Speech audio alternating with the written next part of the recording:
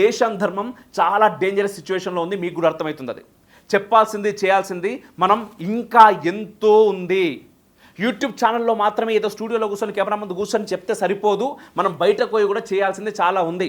దానికి ఆర్థికంగా and at the same time సబ్స్క్రైబర్ల రూపంలో రిఫ్లెక్షన్ గ్రూప్ ఆఫ్ ఛానల్స్కి మీ సపోర్ట్ కావాలి. సీరియస్గా నేను అడుగుతున్నాను. I want funds. మీరు ఇచ్చే రూపాయి కూడా నాకు ఉపయోగపడుతుంది అండ్ 100 రూపాయల అవుట్పుట్ నేను చూపిస్తా. నమస్తే, వెల్కమ్ టు ఏడీ షో. నేను మీ అమోఘ్ దేశపతి. ఈరోజు కూడా ఇది సెకండ్ ఎపిసోడ్ ఏడీ షోలో. అండ్ లాస్ట్ టైం మనం ఒక ఎపిసోడ్లో చేసాము ఒక వీడియో, అండ్ ఇప్పుడు సెకండ్ ఎపిసోడ్ చేస్తున్నా. ఏడీ షో అంటే ఏందో మీకు అందరికీ ఆల్రెడీ చెప్పాను నేను. ఎందుకంటే నాకు అనిపించింది మాత్రం నేను చెప్తా. మీకు ఓకే అనిపిస్తే దీన్ని లైక్ చేయొచ్చు, షేర్ చేయొచ్చు. ఒకవేళ కాదు అనిపించినప్పుడు ఖచ్చితంగా కౌంటర్ ఏదైతే మీరు అనుకుంటారో అది కామెంట్స్ రూపంలో నాకు చెప్పొచ్చు. నేను ఖచ్చితంగా దాన్ని చదువుతాను. బీజేపీ కార్యకర్తలను మోసం చేసిందా? అప్పుడు మనం ఏదైతే అనుకున్నామో ఇప్పుడు అదే జరుగుతుంది. రాష్ట్ర నాయకత్వం అసలు సిసలైన కాషాయవాదులకే ఇవ్వాలి. బీజేపీ మొదట కాంగ్రెస్నే ఖతం చేయాలి. ఇక్కడ కాంగ్రెస్ ఉన్నంత కాలం బీజేపీకి అధికారం కష్టంగానే ఉంటుంది. బేసిక్గా మనకు ఒక యాడ్ వస్తూ ఉంటుంది ఇది థియేటర్లల్లో. ఈ నగరానికి ఏమైంది? ఒకవైపు మసి, మరోవైపు పొగ. మనం చూసిన ఒక ఓల్డ్ యాడ్ ఇది. ఇప్పటికీ అందరికీ కూడా బాగానే గుర్తుంటుంది. కానీ తెలంగాణ బీజేపీ పరిస్థితి చూస్తే కూడా మరోసారి ఈ నగరానికి ఏమైంది యాడ్ గుర్తుకు రాక మానదు. ఇంతకీ బీజేపీకి ఏమైంది? ఒకవైపు బీఆర్ఎస్ కాంగ్రెస్ పార్టీల జోరు, మరోవైపు కాషాయపు దళమేమో జంపు జలానిలతో బేచారు. ఎందుకు ఇలా జరిగింది? సూటిగా మాట్లాడుకుంటే అసలు సమాధానం ఢిల్లీ బీజేపీ పెద్దలకు తప్ప మరెవ్వరికి తెలియదేమో. కానీ మొత్తానికైతే ఏదో జరుగుతుంది. జస్ట్ కొన్ని నెలల్లో అంతా తలకింతులైపోయింది. బండ్లు ఓడలు, ఓడలు బండ్లు అవుతాయి అంటారు కదా, అదే జరిగింది. బీజేపీ బండి ఓడైంది అంటే ఇదేదో సంతోషపడాల్సిన పరిణామం అసలు అనుకోకూడదు. బీజేపీ తెలంగాణ ఓడిపోబోతుందని కొందరు కాషాయపు కార్యకర్తలు కూడా భావించే స్థితి దాపురించింది ప్రస్తుతానికి. మనం తెలంగాణ బీజేపీ గురించి మాట్లాడుకోబోయే ముందు ఒకటి బాగా గుర్తుపెట్టుకోవాలి. తెలంగాణలో ఇంతవరకు ఏనాడు బీజేపీ అధికారంలో లేదు. కాబట్టి ఇక్కడ నిజంగా పోగొట్టుకునేది ఏమీ లేదు. కానీ జాతీయవాదులు, హిందుత్వవాదుల బాధంతా మంచి అవకాశం ఇప్పటి అసెంబ్లీ ఎన్నికల్లో చేజారిపోతోందని. అసలు నిజంగా బీజేపీకి అసెంబ్లీని చేజిక్కించుకునేంత సీనుందా?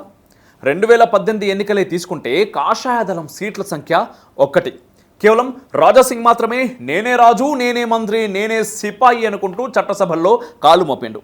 2018 నుంచి సీన్ కట్ చేస్తే 2019 పార్లమెంట్ ఎన్నికల్లో కంప్లీట్గా దృశ్యం మారిపోయింది. 17 ఎంపీ స్థానాలున్న రాష్ట్రంలో 4 బీజేపీ ఖాతాలో పట్టాయి. అదెలా?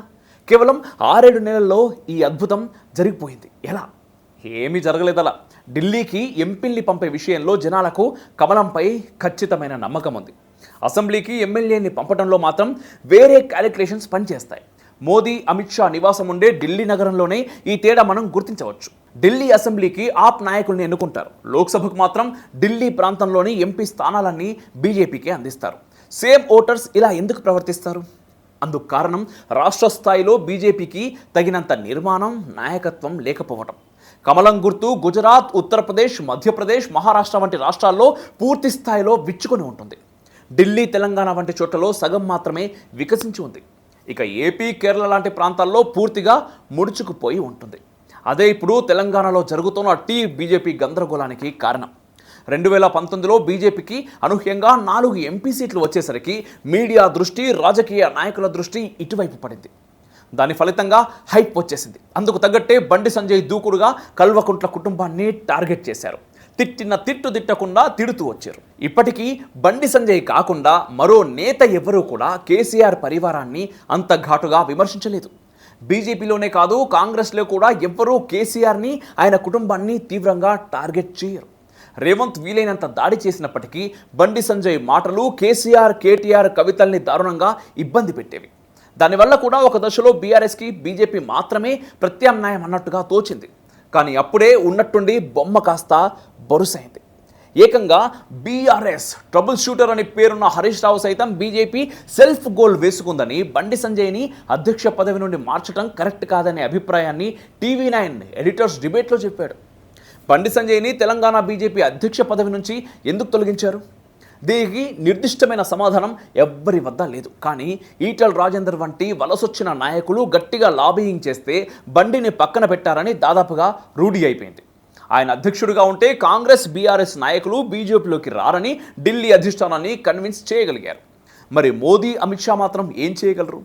అవతల తెలంగాణతో పాటు మధ్యప్రదేశ్, రాజస్థాన్, ఛత్తీస్గఢ్, మిజోరాం ఎన్నికలున్నాయి. ఇక్కడితో పోలిస్తే మిగతా రాష్ట్రాల్లో బీజేపీకి జరిగే లాభ నష్టాలు చాలా తీవ్రం. ముఖ్యంగా మధ్యప్రదేశ్ బీజేపీ చేతిలో ఉంది, అది చేజారకూడదు. రాజస్థాన్ లాంటి పెద్ద రాష్ట్రం కాంగ్రెస్ నుంచి రాబట్టుకోవాలి. ఛత్తీస్గఢ్ కూడా హస్తం పట్టులో ఉంది, అది కూడా కమలం ఖాతాలో వేసుకోవాలి. ఈశాన్య రాష్ట్రమైన మిజోరాం కూడా బీజేపీ సీరియస్గానే తీసుకుంటోంది. మరి ఇవన్నీ వదిలేసి తెలంగాణ బీజేపీని ఇప్పటికిప్పుడు చక్కదిద్దడం సాధ్యమా? కుదరదు. కాబట్టే బండి సంజయ్కి విశ్రాంతినిచ్చి కిషన్ రెడ్డి లాంటి సీనియర్ సంఘుతో సంబంధం ఉన్న విశ్వసనీయ నాయకుడిని కేంద్ర మంత్రి వర్గం నుంచి బదలాయించి మరీ ఇక్కడికి పంపిర్రు అని అనుకోవచ్చు. 2023 అసెంబ్లీ ఎన్నికల్లో అద్భుతాలు జరుగుతాయని మనమే కాదు, ఢిల్లీలోని కాషాయపు పెద్దలు కూడా భ్రమల్లో ఏమీ ఉండరు. దేశమంతటా కాషాయపు జెండాని రెపరెపలాడించిన వారికి ప్రస్తుతం తెలంగాణలో జరుగుతున్నది అర్థం కాదంటారా?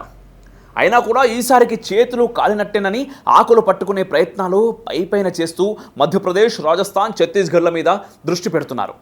టీబీజేపీ నుంచి తాజాగా వివేక్ బయటకు వెళ్ళిపోయాడు. ఆయనకు కాంగ్రెస్ కొత్త కాదు, బీఆర్ఎస్ కూడా చేదు కాదు. వివేక్ 2 జాతీయ పార్టీలని, కారు గుర్తు పార్టీని ఇప్పటికే చుట్టేశారు. కాబట్టి వివేక్ లాంటి వారు వెళ్ళిపోతే మనం ఆశ్చర్యపోవాల్సిన అవసరం లేదు. బాధపడాల్సింది, షాక్ అవ్వాల్సింది కూడా అంతకేం లేదని నేను అనుకుంటా. ఈ మధ్య కాలంలో కమలదళం వీడిన చాలామంది మరో పార్టీల్లోంచి వచ్చిన వారే. వర్షం పడ్డప్పుడు చెరువులోకి చేరిన కప్పలు చెరువు ఎండిపోతే, ఎండలు ఇరగగాస్తే వెంటనే వెళ్ళిపోతాయి. ఇది అంతే. కానీ స్థానిక బీజేపీ నేతలు, ఢిల్లీలోని బీజేపీ అగ్రనాయకులు ఒక్కటి మాత్రం గ్రహించాలి. తెలంగాణ బీజేపీకి కావాల్సింది ఇతర పార్టీల్లోంచి వచ్చే పెయిన్ కిల్లర్స్ కాదు, పూర్తిగా రోగం నయం చేసే, ఇమ్యూనిటీ పెంచే స్వచ్ఛమైన స్వయంకృత నాయకత్వం కావాలి. తెలంగాణ అసెంబ్లీ ఎన్నికలు ముగిసి పార్లమెంట్ ఎన్నికలకు దేశం సమాయత్తమయ్యే సందర్భంలోనైనా టీబీజేపీని ఢిల్లీ హైకమాండ్ పర్మనెంట్గా పటిష్టం చేయాలి. తెలంగాణ బీజేపీలోకి గత కొన్ని నెలల్లో వచ్చిన వారు అధికారంలోకి వచ్చేస్తామనుకుని వచ్చారు. అది కుదరదు అనుకున్నప్పుడు వెళ్ళిపోయారు. ఇప్పుడు నవంబర్ 30న జరిగే పోలింగ్లో నెంబర్ 1 ఎవరు అవుతారు? మేమంటూ బీజేపీ నాయకులు సహజంగా చెప్పవచ్చు. అది పక్కన పెట్టి ప్రాక్టికల్గా ఆలోచిస్తే తెలంగాణను ఏలే ఛాన్స్ బీఆర్ఎస్, కాంగ్రెస్లో ఏదో ఒక పార్టీకి మాత్రమే ఉంది ప్రస్తుతం ఉన్నటువంటి ఈక్వేషన్స్ ప్రకారం. బీజేపీ సింగిల్ డిజిట్ కాకుండా డబుల్ డిజిట్లో ధమాకా సాధిస్తే మనకు అది కూడా గొప్ప విజయమే. ఎందుకంటే మొదట్లోనే మాట్లాడుకున్నాం, బీజేపీ ఇక్కడ అధికారంలో గతంలో ఎప్పుడూ లేదు. సో 9 సీట్లు వచ్చినా గొప్పే. అంతకు మించి 2 అంకెల్లో ఎమ్మెల్యేలు గెలిచినా అద్భుతమే. కానీ బీజేపీ అంతిమ లక్ష్యం తెలంగాణను ఏలటమైతే మాత్రం నవంబర్ 30 తర్వాత కొన్ని కీలకమైన చర్యలు చేపట్టాలి. అస్సాం లాంటి రాష్ట్రంలో కాంగ్రెస్ను శాశ్వతంగా పక్కకు తప్పించి బీజేపీ పవర్లోకి వచ్చింది. అందుకు కృషి చేసిన 2 నాయకులు సోనోవాల్, హిమంత బిశ్వ శర్మ. వారిద్దరూ మొదటి నుంచి బీజేపీలో పుట్టి పెరిగిన వాళ్ళు కాదు. ఒకరు అస్సాం గణ పరిషత్ నుంచి, మరొకరు కాంగ్రెస్ నుంచి వలసొచ్చారు. అయినా వాళ్ళిద్దరూ మళ్ళీ తిరిగి ఇంకో పార్టీలోకి జంప్ కాలేదు. ఎందుకని? వారి ట్రాక్ రికార్డ్, వారి వ్యక్తిత్వం, వారి జనాకర్షణ, కమిట్మెంట్ ఇలాంటివన్నీ పనిచేసినాయి. తెలంగాణ బీజేపీకి కూడా సోనోవాల్, హిమంత బిశ్వ శర్మ వంటి వారు కావాలి. ఎన్నికని దృష్టిలో పెట్టుకొని డైరెక్ట్గా దిగిపోయి టికెట్ ఆశించే వారి వల్ల ఎవ్వరికీ ఏ లాభం ఉండదు. అలాగే అధికారం లేనప్పుడు కూడా పార్టీతో ఉండేవారు ఎప్పటికైనా కాషాయపు ధ్వజాన్ని రెపరెపలాడిస్తారు. అటువంటి వారిని ఏబీవీపీ మొదలు ఆర్ఎస్ఎస్ వరకు అన్ని చోట్ల నుంచి బీజేపీ వెతికి పట్టుకొని ప్రమోట్ చేయాలి. అట్లా చేస్తే ఇక్కడ కూడా కర్ణాటకలోని తేజస్వి సూర్య లాంటి యువ కెరటాలు లభిస్తారు. ఇక బ్యూరోక్రాట్స్ మొదలు బిజినెస్ మ్యాన్స్ దాకా అనేక మంది హిందుత్వవాదులు, జాతీయవాదులు తెలుగు ప్రాంతాల్లో ఉంటారు. వారిని కూడా బీజేపీ జాగ్రత్తగా గుర్తించి స్వాగతించవచ్చు. అప్పుడే తమిళనాడులో లభించినట్టు అన్నామలైలు మనకు దొరుకుతారు. కాంగ్రెస్, బీఆర్ఎస్లలో టికెట్లు దొరకని వారు ఎంతమంది వచ్చినా అంతే ప్రమాదం తప్ప నిజంగా ఒదిగేదేమీ ఉండదని నా వ్యక్తిగత అభిప్రాయం. ఈ విషయాన్ని గతంలోనే నేను బీజేపీ కార్యకర్తలను మోసం చేసిందా అనే టైటిల్తో ఒక వీడియో పబ్లిష్ చేసిన. అప్పుడు మనం ఏదైతే అనుకున్నామో ఇప్పుడు అదే జరుగుతుంది. ఒకసారి మీరు కూడా పోయి ఆ వీడియో చూడొచ్చు వెనుకపోయి. ఇక ఇప్పటి విషయంలోకి వస్తే, అవసరానికి ఒకరిద్దరిని ఆహ్వానించిన పార్టీకి అసలు బలంగా మాత్రం భావజాలం ఉన్నవారే కొనసాగాలి. టీబీజేపీలో లోపించింది అదే. తప్పనిసరి కాషాయ జెండాని మాజీ మావోయిస్టులు, వారి సానుభూతి పరులు పట్టుకున్నా ఏం లాభం? అలాగే గాంధీ, నెహ్రూ కుటుంబాన్ని లోలోన ఆరాధించేవారు, ప్రాంతీయ భావజలం నరనరాన ఇంకినవారు బీజేపీ కండువా కప్పుకుంటే మారిపోతారా? అసాధ్యం. అందుకే ఢిల్లీలోని బీజేపీ పెద్దలు తెలంగాణ అసెంబ్లీ ఎన్నికలు ముగిసిపోయినాకైనా సరే గోల్డ్ ఎవరు, రోల్డ్ గోల్డ్ ఎవరో బాగా రాయి మీద గీసి గీసి గీసి పరీక్షించాలి. రాష్ట్ర నాయకత్వం అసలు సిసలైన కాషాయవాదులకే ఇవ్వాలి. ఎన్నికలను దృష్టిలో పెట్టుకొని ఫ్యాన్సీ డ్రెస్ కాంపిటీషన్లో మాదిరిగా మెడ మీద కాషాయ వస్త్రం తగిలించుకొని వచ్చే వాళ్ళతోటి జాగ్రత్తగా ఉండాల్సిందే, మరో దారి లేదు.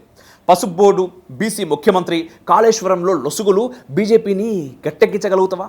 ఖచ్చితంగా ఇవి పెద్ద విషయాలే, కానీ వీటిని బలంగా ప్రజల్లోకి తీసుకెళ్లగలుగుతారా ఈ టైంలో? ఇక లాస్ట్ బట్ నాట్ లీస్ట్ తెలంగాణలో బీజేపీకి మరో ప్రమాదం కూడా ఉన్నది. బీఆర్ఎస్ మీద బీజేపీ శక్తినంతా కూడా తీసుకొని పోరాడితే కారు కాస్త షెడ్డుకు పోతే అధికారం ఎవరిది?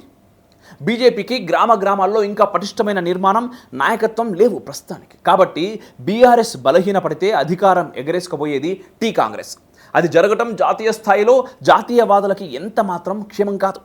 కర్ణాటక కాంగ్రెస్ చేతిలోకి వెళ్ళాక ఏం జరుగుతుందో మనం చూస్తూనే ఉన్నాం కదా. అందుకే బీజేపీ బీఆర్ఎస్ మీద దృష్టి పెట్టి కాంగ్రెస్ను నిర్లక్ష్యం చేస్తే తెలంగాణ హస్తం చేతిలోకి వెళ్ళిపోతుంది. అట్లా కాకుండా బీజేపీ మొదట కాంగ్రెస్నే ఖతం చేయాలి.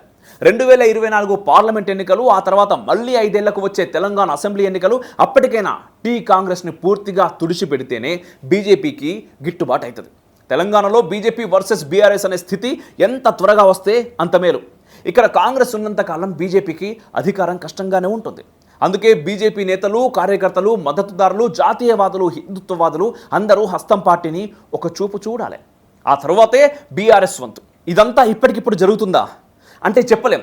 బట్ లాస్ట్ 3 months ముందు వరకు కూడా పరిస్థితి ఇట్లనే ఉంటుండే. ఒకటేసారి సిచ్యువేషన్ అంతా మారిపోయినట్టుగా అనిపిస్తుంది. సో ఇప్పుడు మనకు కావాల్సింది ఆవేశం, ఆయాసం కాదు, ఆలోచన, ఆచరణ. అవి ఉంటే కాంగ్రెస్ ముక్త తెలంగాణ సాధ్యమే. ఆ తర్వాత బీఆర్ఎస్ నుంచి బీజేపీకి అధికారము రావడము సాధ్యమే. చివరగా హిందుత్వవాదులకి ఒక్క విజ్ఞప్తి, దయచేసి ఏదో పార్టీ వచ్చి మన కోసం ఏదో చేస్తుంది అని అనుకోకుండా, ఏ పార్టీ వాళ్ళు వచ్చినా మెజారిటీ నువ్వు కాబట్టి నీ కోసం వాళ్ళు ఖచ్చితంగా నిలబడే లెక్క మనం చేయాలి. దానికోసం ఏం చేయాలని ఆలోచించాలి. అలా చేస్తున్న వాళ్ళను మనం సపోర్ట్ చేయాలి. జై హింద్, జై శ్రీరామ్, జై భారత్. శత్రుమూకల చెర నుండి దేశ రక్షణ నీ ధ్యేయమైతే నీ అవసరం ఇక్కడుంది. Please do subscribe, like and share. దద్దరిల్లేలా పక్కనున్న గంట కూడా కొట్టుర్రి.